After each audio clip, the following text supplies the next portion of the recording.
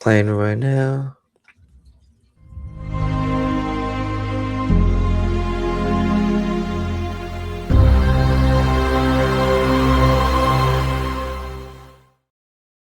What is up, everybody? Welcome to SportsShack, episode 39. My name is Brandon Natali, along with Dennis Tui. It's been a minute since we've been on, but, as life gets in the way, and that's not a problem. We always find a way back. So it's definitely been this whole month of December has definitely been a lot, but I hope everybody had a great Christmas season, holiday season, whatever you celebrate. Everybody had a great holiday season. Dennis, how was your Christmas? Dude, it was epic. What happened was Christmas Eve, family and I, after I went to work, obviously, went to a restaurant, Gino's in New Hyde Park, and we had a nice big dinner. It was like it was like 21 people. 21 people out of 23 people on my dad's side of the family. Pretty good. Pretty good. So, I'll take that every day of the week. And I had a great meal, dude. Calamar, baked clams for appetizers, veal parm. Dude, come on. You can't beat that. You can't beat And that. at work, my job had gotten catered food earlier in the afternoon. So I actually had leftover chicken parm and veal parm. Okay. I mean, come on. I mean, Brandon, who's got it better than me? Nobody. Evidently not. No, As far as like the other kind of Christmas stuff goes, like, what'd you get? It's like, nothing really crazy. Clothes, money. Listen, we're 25-year-old guys at this point in time, kind of all you need. Clothes, socks, the good stuff. The essentials. The essentials. What about you, buddy? What was your holiday like? Holiday? Well, I had the flu, so that definitely didn't, that didn't help. But I mean, it was still good. I spent time with my family on Christmas Eve, and I didn't get to go to my cousins on Christmas Day because there's a lot of kids and obviously people around that shouldn't be around people that are sick. So I don't want to get anybody sick. So that was so I kind of had to spend Christmas Day at the house. Luckily, the dog kept me company, and so luckily I had that. I had to get some good gifts, and like I said, I spent time with my family, which counted. Like I said, the flu kind of took me out for the count this year, so it kind of definitely had an effect on my Christmas season. But what are you gonna do? I feel like everybody I know, Dennis, has something. At least the flu. Supposedly, flu cases last week alone were the highest in New York State for the week. I don't know if you saw that. No, I didn't. Yeah, so many people have had the flu. It's going around. My mom had the flu, so she kind of gave it to me. And let me tell you, it hit me like a train. It just came out of nowhere. Like, beginning of the day, I was feeling great. I was feeling all right. But then it slowly kind of hit me where I was like, damn, this is like, shoot, like, sheesh, this is awful. And so I kind of went the next day to get tested. And it kind of came out negative because I guess it was like too soon. Where if I went maybe like a day or two later, it probably would have came back positive. But since my mom had it, I remember the doctor said to me when I was leaving urgent care, they're like, well, your mom is positive. I was like, oh, she is. And they're like, yep. So he said it to me. He didn't say probably or likely. He said, you have the flu. So I was like, yep. What are you going to do? So, but no, that was just, the holiday season. Hopefully be a little bit better next holiday season, but I'll take what I can get. So like I said, this holiday season, I say it was all right. Yeah, and I'm just happy my semester's over. That GPA dropped a little bit between us. 2 B pluses, an A minus, and an A. So we went from 388 to a 378. Sophomore slump. Got to be better than that. Got to be better than that moving forward. Now, my grades are where they thought we are. Is your GPA the same kind of? Does it transition into your master's? Like, you know what I'm saying? Like, your GPA from your bachelor's, does that go into like your grad program? Or it's different? No. Okay. That's good to know, actually, for in the future for me. Yeah. So I got in the spring semester, we got to look sharp. Yeah, yeah. Don't worry. You got it. You got this. We got But to control the controllables, go back to fundamentals. We got to be better. you know, probably run the your college, your college semester better than the Jets are run right now. So that's anybody could run anything better than the Jets right now. What's going on there? Especially and the Giants too. This 2 A's and 2 B pluses. I mean, it's kind of That's like pretty good. yeah, we're an above a 500 team. We're like a frisky playoff team. I think that's pretty good in my opinion. Especially my classes were tough this semester, Mm. but we're developing. We got a nice young core here. Yeah, that's good, man. No, grad school's no joke. So it's So you know, I figured out the screen thing, by the way. you did. Okay, that's good. This Glad is you figured that out. the way that you and I usually see it is how you see it on desktop. The other one is how they see it when they're on vertical phones. So that's why it shows you both. I just figured that out while I was adding social media and stuff like that. Mm. Pretty good. Pretty good. Hey, listen, you can't put anything by the kid. No, you can. No, you cannot. I'm on the case. All right. Sports. SportsShack. What is on the menu for today? So I'd say in terms of starters for appetizers. Um, let's see. There's been a lot going on in football, so I figured we gotta, obviously we gotta, talk about that first. We gotta start with that. Derrick Henry is still elite. It's amazing to me how many divisions have not gotten clinched yet, or if have gone off to, or have already been secured already. There's been a lot that have gone on. I know so taking a look at the schedule. Let me just bring up the schedule for next week for week 18. Um, which is still crazy. It still mind boggles me that there's 18 weeks in the season. Do you think they're going to fix that? No, they would never fix that, Dennis. Come on. I don't like what I'm furious about is I don't like how the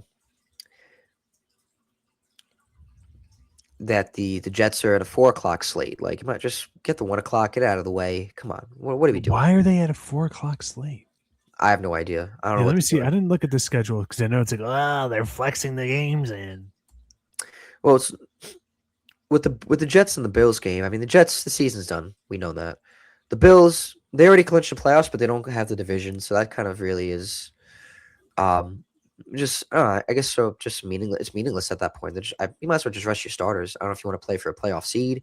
Does it really matter? The Bills are a dominant team, but I mean, they didn't look good yesterday against the Eagles. They struggled. I mean, they somehow found their rhythm at the end of the game, but still, it was did not need. They didn't, should have beaten the Eagles, in my opinion. Uh, so we got the Panthers and the Buccaneers for the NFC South. A lot of people saying the NFC South is so atrocious, like that the fact that an NFC South team is in the playoffs is a joke. The Panthers, they weren't going to beat the Seahawks yesterday, so you know it's no surprise they lost. The Buccaneers, they lost too. I mean, but that's still a big game. So whoever wins that game, I guess one of them's going to make the playoffs. If you remember preseason, I said I could see Panthers or Bears, one of those teams sneaking into the playoffs. Both of them did. Yeah, What a year, huh? For our guy in football. Predicted the Patriots winning the division. you did, right? Did you? Aw, look at that. I did, and I made some money on that one. Some of my other division bets didn't do so well. Broncos, I got right. Yippee. Bengals, we got wrong. They need a new coach. And Commanders. Tomorrow I'll be perfect. But yeah, woohoo for our guy. So I know the NFC South has been a complete dumpster fire. I'm not going to lie to you and say it hasn't. What I will say, however, is that at least the Panthers are exciting. It's true. It's a Saturday night game, Carolina, Tampa Bay. Huh? Maybe we could go out for that one. Which game? Panthers, Buccaneers. Catch like the second half. I'm with it. Yeah, no, I'm with it. Well, At least I'm definitely down to go out this for the late game. Oh yeah, definitely, bro. So I'm definitely down to do it. That should be the night we should meet up for the trophy. Yeah, whoever wins it. I mean, I literally like because if I win, like it literally has to only be one day. Like it has to be a Sunday. It's like, sorry guys, literally can't do any other day. Oops. Actually, I guess we could do Friday. But do we want to go out on Fridays? Yeah, well, You okay if you over there? wanted me to, if there's anything this Friday, oh, I'm sorry. I just want to embarrass you. Yeah, no, sorry. I went out last night, and well, quick story. I have to tell you this. I'm waiting. So I saw Zed last night. No. Yes, Okay. you like Zed a little bit, right? I know clarity. Yeah, he has a lot of songs. He's pretty. And I was gonna say, so one more time came on. He played, Daft Punk, my favorite song ever. I'm going nuts, and I accidentally like elbowed, like hit it to somebody's head, and my friend captured the video. He captured it, so I'm just cracking up. I'm like, because I did not expect that. I'm like embarrassed, but I'm not at the same time because like I'm glad he caught that. But well, me celebrating, but honestly not hitting somebody in the elbow in the head accidentally. It happens. So that's what I'm cracking up about. But in terms of going out this Friday, I could, if you wanted me to, I could. I could work early at my job, and we could do. That's a good day. I mean, it's up to you guys. But like literally, like certain things, that's an off the show conversation. We've spent too Offshore much time with that conversation. talking about. But either way, so back to some of the games. But um, the night game's good though too. Seattle and the Niners. So I'm confused because the Rams are still in it too. They're 11-4. I don't know what's going to happen tonight. If they lose tonight, I don't know. I don't know how it works. So Seattle, I feel like controls their own destiny. If they beat the Niners, they win the division. I think they get the number one seed. But if San Francisco wins, do they get the number one seed? And what happens to LA? I'm not sure. That's what I'm curious about. Well, let's see. I'm gonna find out. There's a lot of implications right now.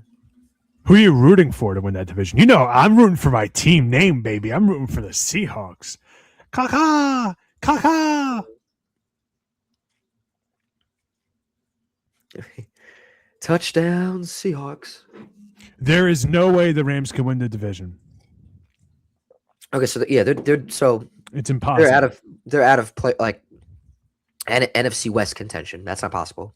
So assuming they win, who are they playing again today? Falcons. They play the Falcons, yes. Their seed should already be locked up. Okay, wait, I'm listening. Wait. Because I don't see any permutation where. No, actually, there is one. The best they can do is they can jump the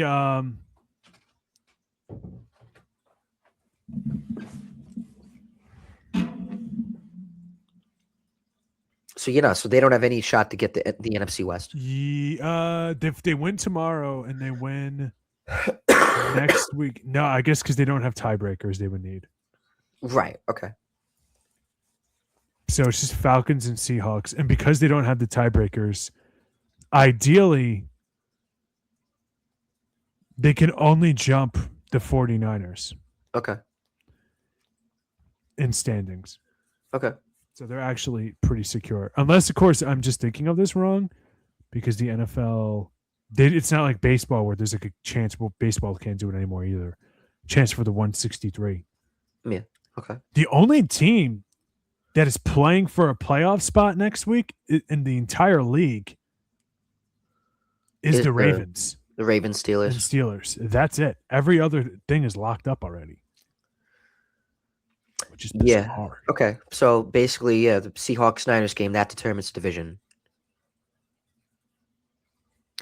That's gonna be a good Correct. game. So I'd go out for that game definitely for sure. We should find a way for to go out that game.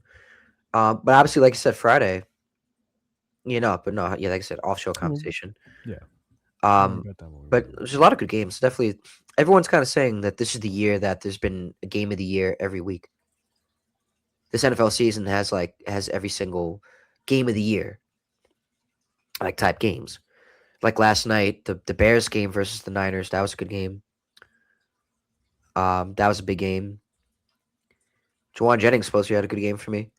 But I caught the end of the game, so I didn't get to see that like um the fourth down play, but it was just it looked like a really good game.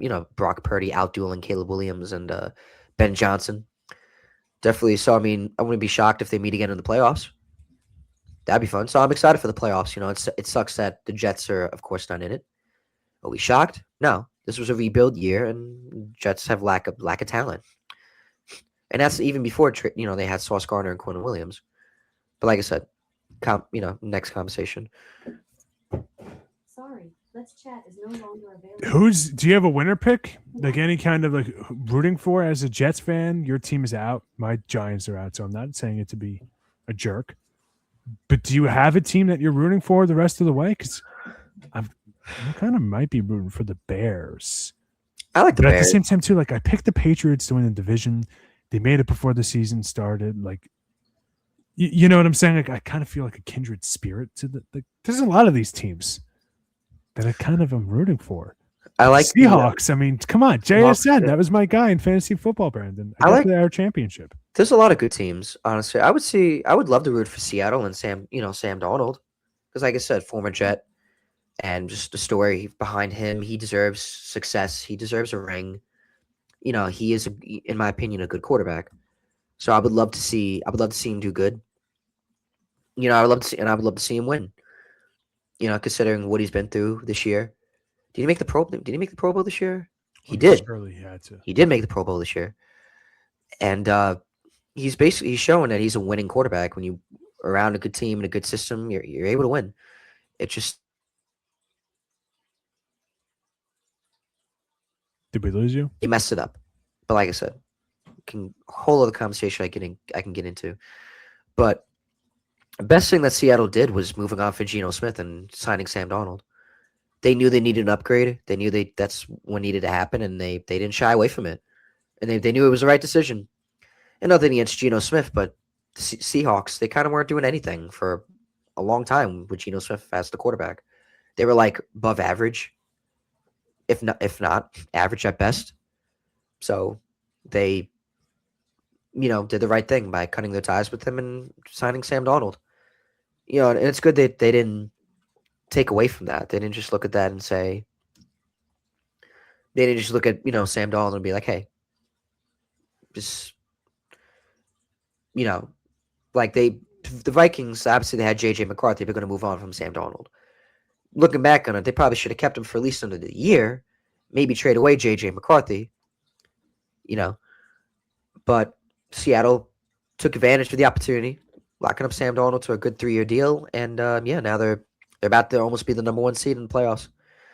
And the playoffs in Seattle is definitely a good time. Fun fan base. And another thing I've noticed with football in particular, if it's an outdoor fan base, I feel like the crowd is more into it.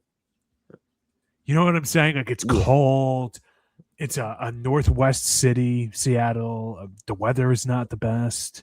These fans, they're there because they're true fans. Like they're not here to be influencers or, for the Insta pics. They're here because they want the glory, Brandon. Just like me in the fantasy football championship. They want the glory. They want the taste of victory. They want to engrave their name in the stone that is NFL history. Brandon. Yeah.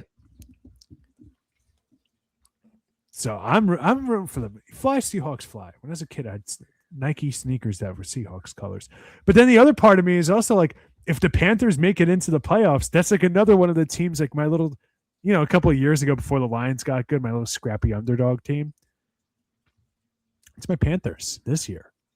Rico Dowdle, come on, Rico. Let's take a look at the other Dowdle. matchups coming up next week. So the Browns and the Bank. The Steelers game yesterday. Definitely shocked. I didn't. I kind of had a It's not feeling even close. that it was definitely it was a very close game. Cool. I'm not shocked really. I kind of expected that the Browns were kind of going to play upset. Just the way they've been playing around Shador Sanders, Miles Garrett's looking for the sack record. I feel like the Browns are now kind of getting their groove. They played a good game against the Bills last week. They've been playing competitive football. They've been, playing better. And Kevin Stefanski, he shouldn't get fired. I hope they don't fire him because he did work magic with Baker Mayfield. They were good. They just never should have traded for Deshaun Watson. That kind of set them back. Yeah. So you don't want to, and he's a good leader, Kevin Stefanski. So, and yesterday kind of proved that. So, and I don't know what happened with the Steelers. It's just they just didn't come out to play. I don't know if it was not having DK Metcalf there. I think whether DK Metcalf was there, I just think the Steelers were kind of sitting, sitting goose. So how do they say it? Sitting ducks or what is it? I guess So, but either way, lame ducks. lame ducks. Yeah. that So they were true? just sitting lame ducks. And the Browns, it's good for the Jets obviously because now the Jets get a better pick. Because obviously, so the more those teams win, it's good for the Jets.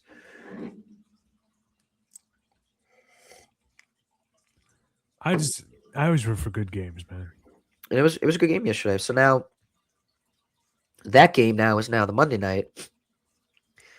The the Steelers and the Ravens, the last game of the regular season, and then that kickstarts the playoffs. But what a good game! But by the Ravens and the Packers, that was a good game. Malik Willis obviously auditioning to be the next Jets quarterback, or whatever he's going to be. This offseason, you know, Tyler Huntley, played pretty good for them as well. The Packers obviously not looking the same without Micah Parsons. So now it comes down this week to the Ravens and the Steelers for the AFC North, and it's gonna be a good game too. I don't know if Lamar's gonna be playing. I think the NFL would like it if he would be playing. Um, this potentially could be Aaron Rodgers' last game ever, so that's big into consideration too. I know in the beginning of the year he said he was going to retire. I know during the year the Steelers kind of said they would love to have him back for another year, but I think if they do lose this game, he is going to retire. He's not going to come back, and rightfully so. I think he has that. He has the right. But it's definitely a good game. But like I said, just a lot of matchups this year that are just coming down to the divisions coming down to the wire, and so you see it, through like I said, the NFC West, the NFC South, and now the AFC North. It's a lot of good, a lot of good games to come for this next week. Dennis, what do you think? I'm excited. I'm just like I say. I always just root for good football, and I feel like we finally have a good slate of games, or at least I feel like a lot of the teams are equal with one another. I think Chargers Broncos can be a really fun test for both of these teams.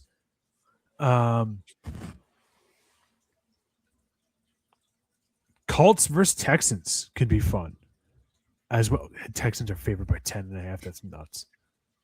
Jets, Buffalo. All right, that one we'll skip. Much offense meant. Saints at Falcons is a good one because both teams are kind of trying to figure out some pieces on their roster. Right. Green Bay and the Vikings could be interesting.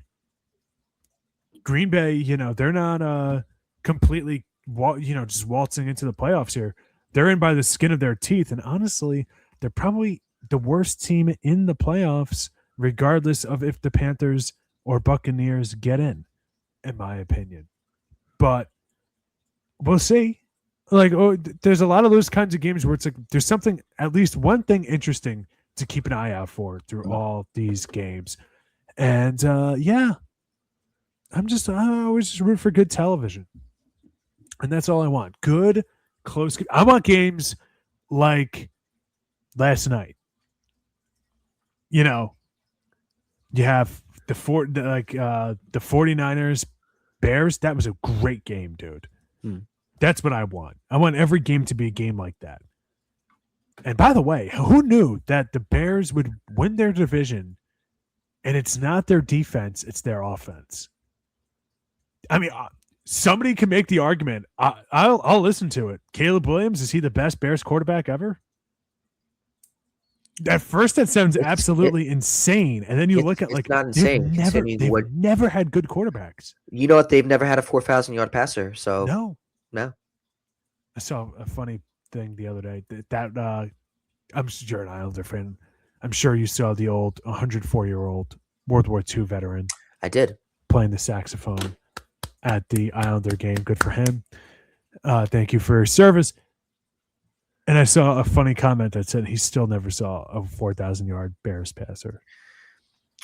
Yeah, it's crazy. It's funny. That cracked me It's up. true. Yeah, you know what? Let me look up Kayla stats. Did he break it yet? I don't think so. I hope so. I don't think the Jets. The only 4,000-yard passer the Jets have had was Joe Namath. And really, Fitzpatrick, yeah. So the Jets are kind of almost close to that. No, he doesn't. He's 270 yards close to 4,000 yards. That's close. I thought the closest quarterback the Jets had to 4,000 yards recently was Ryan Fitzpatrick. I thought that Mayfield was going to get to 4,000 yards this season. Didn't do it. Lost a little bit of cheese on that one. I had that. A.J. Brown to have 6 touchdowns. Whoop, hit myself in the face. And another one that was like kind of like a weirdo pick. And that one seems mathematically impossible. Right. Yeah, this was just not the Buccaneers' year. That they did not have a good year. They started off red hot. They were one of the best teams in the league, and they just kind of came crashing down. This was just not their year. I think Liam Cohn leaving, the change of play calling, that probably had an effect on it too. Coaching changes, it has a big effect than people think. A different, Ben Johnson leaving the Bears. That is, leaving for the Bears. That's goes to show. Detroit Lions missed the playoffs this year. Even though that the offense was still playing good, it just wasn't the same. Ben Johnson and Aaron Glenn probably had a big, coaching on the team than a lot of people think. But yeah, no. So, but yeah, just a lot of good matchups this week. Aaron Glenn on the Jets appears to be safe from reports I've been seeing that just came out. I don't know. I get it. People asking for their, get fired now, but at the same time, it's like, what is that going to do? This was not going to be a good year. We knew this was not going to be a good year. I think for people to want the Jets to fire Glenn and Muji now, it's like you just keep doing the repetitive same cycle. He was highly respected in Detroit. He was respected when he was a player on the Jets. So what better? I feel like is that there's anybody to turn his team around, it's Aaron Glenn. The quarterback play was not good this year. You can't blame that on Glenn. I think he's learning on the job too. There were some things he could have done better as a coach. The roster definitely needs more talent. That's on Darren Muji. So, but like I said, I trust Darren Muji. I think he's added a couple pieces. He's got some draft capital, so now they got to just, this is the offseason. They kind of need to hit on a lot of a lot of free agent signings, a lot of draft picks. They need the time. And so this is kind of the year. Like this was, Woody Johnson needs to be patient and realize like it's going to be a process. You got to trust the team, trust the vision, and hopefully we hit on the quarterback, whether it's in the free agency or the draft. But like I said, to say they should get fired now, I think is crazy and just stupid in my opinion. You're basically you're doing the repetitive same cycle. I agree. I agree. The Jets, they got to learn to get out of their own way. And I agree that getting rid of Aaron Glenn after his first year is going to do that. One thing is abundantly clear. This roster is just not very good. It's not good. And you know what? It wasn't good even before the trade at Sauce and Quinnen. I thought it was decent. Yeah. It was competitive. It was a competitive roster with what they had. But the quarterback play was just not there. And you know what? I've said to people that I thought that they're not that far away. But after watching them this past December, I don't know. I don't know what it is. I don't know if it's just no energy. The fact that they're out of the playoffs, they don't see a purpose in being there. Like, come on, at least show some effort. Play for just you're not auditioning not just for yourself. You're auditioning for the coaches, showing out for the fans. Like this is, it's like they're not even there. It's like I'm watching ghosts on the field. Literally, the Patriots toyed the Jets yesterday. They embarrassed them at their own home turf. And screw the Patriots for kind of playing the way they were, playing dirty, thinking like that. And they've always been like that towards the Jets, but that's another conversation. Listen,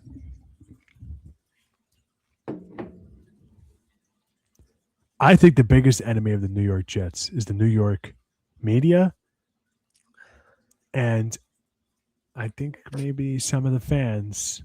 This is going to sound really, I understand you guys have not had success since before you and I were even guppies. But I think Jets fans are a little impatient. And what I mean by that is they never should have gotten rid of Zach Wilson. No, they never should have got rid of Sam Darnold. They bullied that kid right out of the locker room. They never should have got rid of The Sam media Darnold. did it. The fans did it. They wanted Aaron Rodgers. They wanted the new toy. I'm trying to get comfortable. They wanted a new toy, and they should not have done that. They shouldn't have done that. Quarterbacks take time to do. Could you imagine if after last year, the Bears were like, Caleb Williams sucks? No, nothing to do. Caleb Williams was showcasing talent. He was showcasing potential. Zach Wilson never really. He did.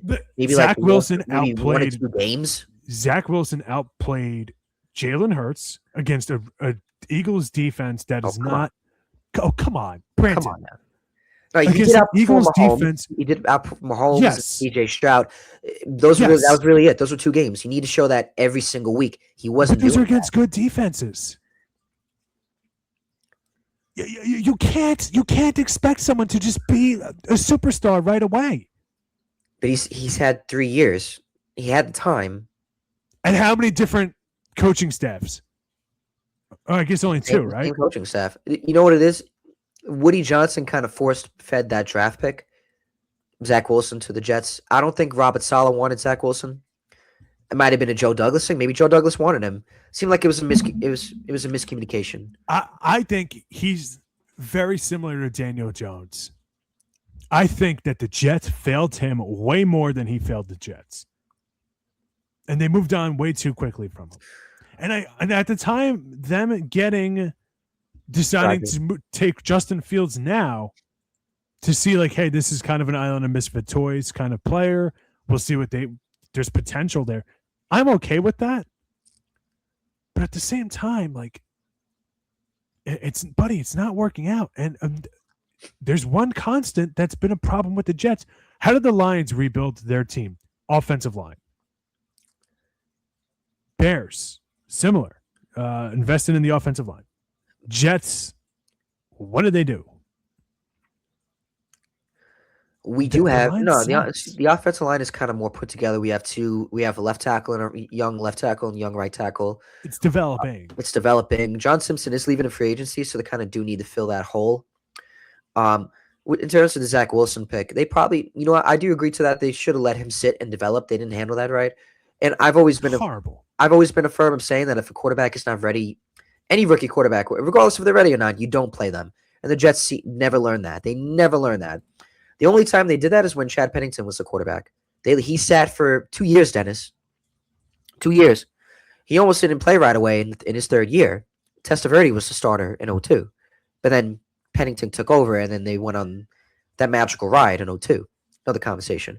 I never forget Mike LaFleur, Matt LaFleur's brother.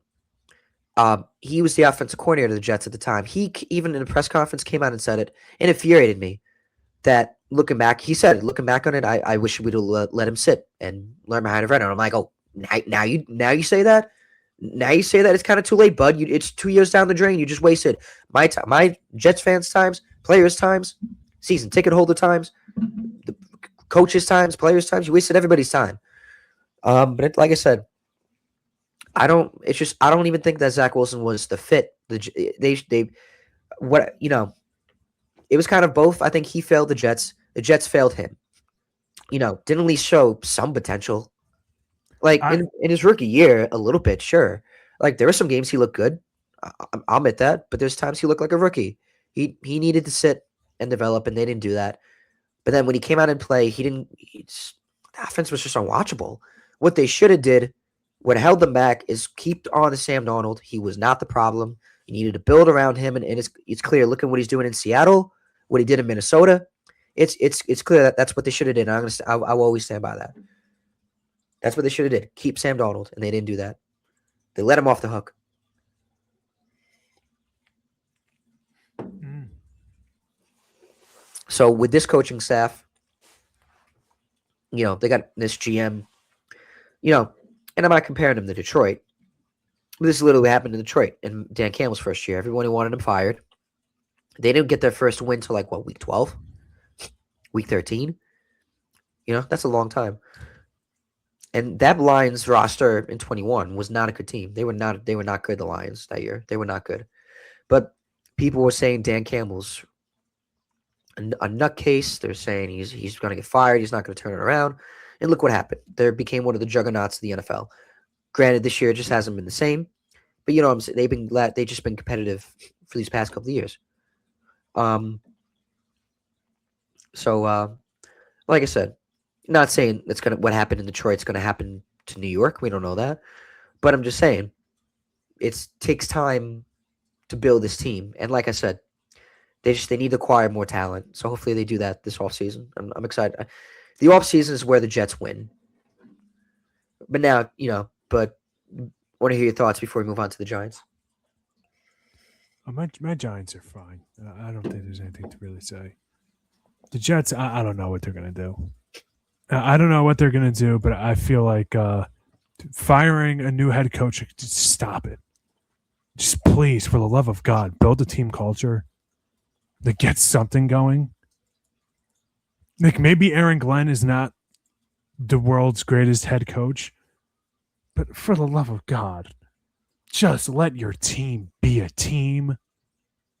Like, can we stop giving them stuff to worry about? Like, please. You're not winning that division no matter what coach you bring in. I think right away what the Jets need to do is look in the mirror and say, our team is not good.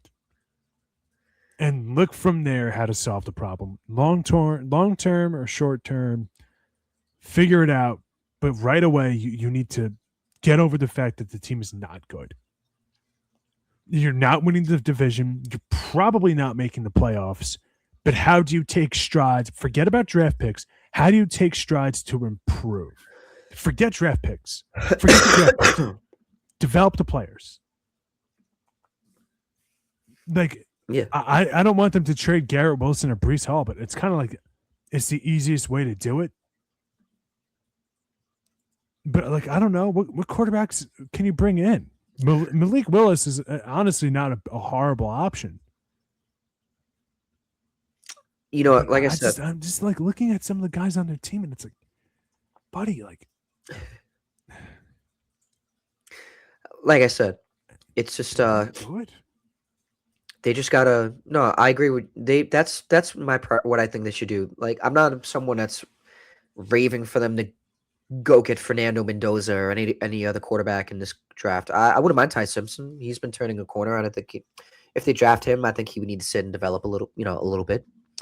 What I want them to do is kind of build the roster, especially with these first round draft picks. Supposedly next year, the 27 quarterback class is supposed to be way better, and the Jets if they want to trade up, they have the capital to do it. So I think what they should do this year really just build a roster, get a pass rusher, get another wide receiver to pair with Garrett Wilson. I love A.D. Mitchell. I love John Mechie. I would keep maybe Mechie as wide receiver 3. I'd like to see what they can be with a quarterback. Garrett Wilson, I'd like to see what they're all together. Garrett Wilson and A.D. Mitchell, having them together. But you're not going to see that if you don't have the quarterback, you don't have them on the field. So, I wouldn't mind if they drafted, though, number 2 receiver to complement Garrett Wilson. You have A.D. Mitchell as the wide receiver 3, Mechie as the 4. There you go. Perfect. Wide receiver core set. But like I said, that's not all going to be settled unless they hit on the quarterback. But like I said, I don't want them to really draft a quarterback. I really kind of want them to build a roster. and then maybe worry about the quarterback in the next year's draft. Because before you get on the quarterback, you really need to build a roster. Mark Sanchez, when he came into the team in 09, the roster was loaded with talent. Defense was the best in the league at that time. It was the best. The 09 Jets were one game away from the Super Bowl.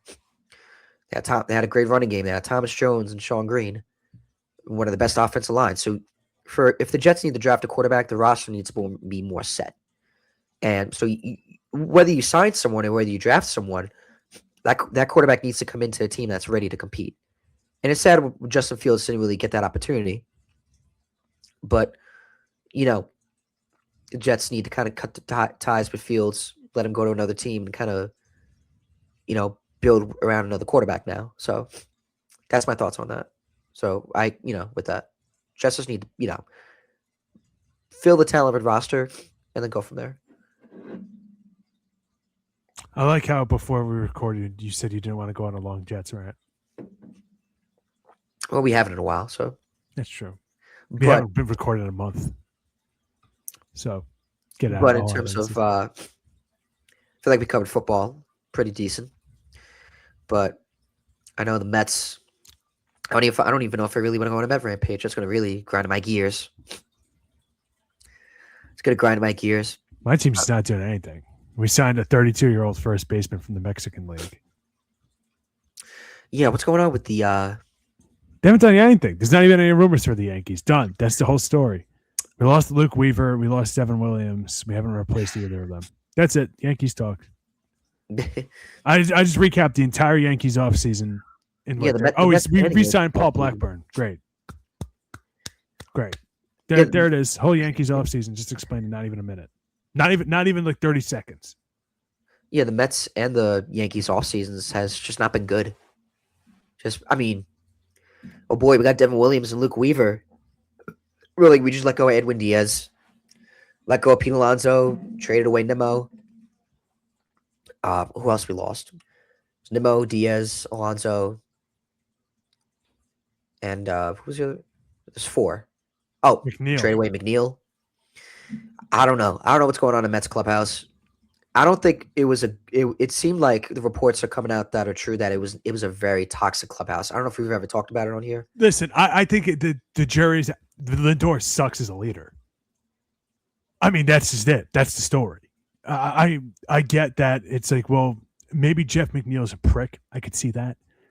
Maybe Brandon Nimmo's a little too quiet. I could see that. Maybe Pete Alonso isn't easy to get along with. I could see that. If you're the captain of the team, your job is to corral these personalities.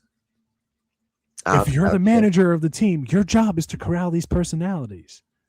So I don't understand the whole story surrounding the weirdness that it was just like every single year you hear it. And the weirdest part to me is that you never hear any specific examples. It's always just very generalized comments that the Mets, like something's rotten in the state of Flushing. It's just bizarre. But nevertheless, like they got to get it together. This team is not. This team on paper, buddy. This team might be last place in that division. I'm not kidding. It's like, but they have Juan Soto. It's like, dude. All it takes is 1 or 2 guys from the Nationals to take a leap, and they're better than the Mets. That's not insane. You got rid of Brandon Nimmo, offensively better than Marcus Semien in every single stat except 1. I think. Marcus Semien. He's in his 30s. He's older than Brandon Nimmo. I know people are going to say, but Brandon Nimmo defensively was a laughing stock last year. I'm with you. The starting rotation, we still haven't addressed it. Hasn't addressed. Not yet. I'm happy you got Devin Williams. I'm happy you got Luke Weaver. Happy you got Luke Weaver. Hey, good for you guys. Pat yourselves on the back. Are any of your starting pitchers going to get out of the 5th inning this year? No, probably not. So it's going to be gassed, of course. It's good that they released Frankie Montas, which was good. I hated that signing even before it even got signed. Yeah. That's what I wanted them to do. They haven't done. I don't know if they're just waiting. This is my thing with David Stearns, and everyone's been calling for his head. I don't know what I've trying to trust his plan. I liked him when they brought him over from Milwaukee. I don't like how he's kind of being cheap in a big market when we got a big market owner. No, you don't. What? No, you don't. And I think that's what Met fans need to realize. Steve Cohen is cheap. Do you think that the $1 billion casino he wants to build outside of Citi Field, where do you think that fell out of the sky? I'm serious. The first couple of years that he owns the team, there's a rule, right? Because by nature, the MLB, this is weird political stuff, but it's important. MLB, NHL, NBA, and NFL are monopolies. You can't have a monopoly in the United States. So to get around this, they have other incentives and whatnot. Part of that is owners, when they buy into teams, are given tax levies their first couple of years so that they can get the team up and running so they don't have to file for bankruptcy. This was very common with teams folding and relocating in the early 20th century from like the 20s all the way until like the late 50s. Teams relocating, folding constantly. It's funny. If you look up a video of the history of it, you'll see it. Now, flash forward now, and Steve Cohen takes over the Mets and he's spending money like Scrooge McDuck. Well, now the bills showed up. You got to pay for it. You got to pay for it. And you have, how much is this casino costing? I'm not sure. How much is Casino Cohen's casino going to cost? Casino Cohen's? Which is the Mets casino going to cost? You would think a Long Island guy, I would know this off the top of my head. $8 billion. $8 billion. Brandon, there's going to be a basket going around Citi Field like we're at St. James Church looking for, Donations. The donations. I mean, come on. I'm not a fan of the casino. I think David Stearns, what a meat shield. Bravo.